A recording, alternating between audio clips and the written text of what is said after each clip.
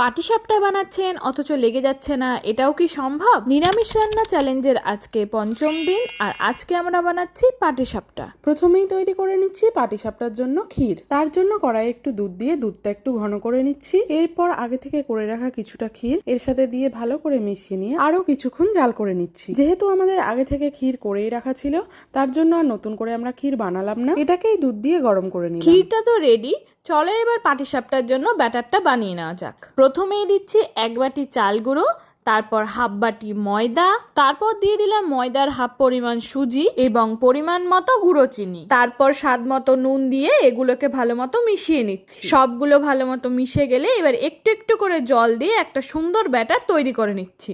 দেখো এখানে আমাদের ব্যাটারটা তৈরি হয়ে গেছে। আর এটাকে এইরকম টাইপের ঘন তোমাদের করতে হবে। কিছুক্ষণ রেস্টে রাখার পর ব্যাটারটা দেখো কি সুন্দর হয়ে গেছে।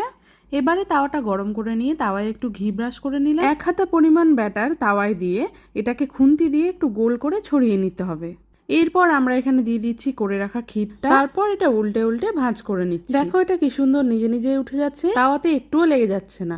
এটাকে আমরা আরো কিছুক্ষণ উল্টে পাল্টে ভেজে নেব। যখন এটা এরকম একটু লালচে হয়ে আসবে তখন আমরা এটা নামিয়ে নেব। এরপর একে একে সবগুলো পাটিসাপটা এরকম করে ভেজে নিচ্ছি। তোমরাও এরকম ভাবে বাড়িতে একবার বানিয়ে দেখো, আশা করি তোমাদের খুব ভালো লাগবে। আমাদের আজকের রেসিপিটা তোমাদের কেমন লাগলো জানাতে ভুলিও না। দেখা হচ্ছে পরের ভিডিওতে। আজকের মতো এইখানেই, টাটা।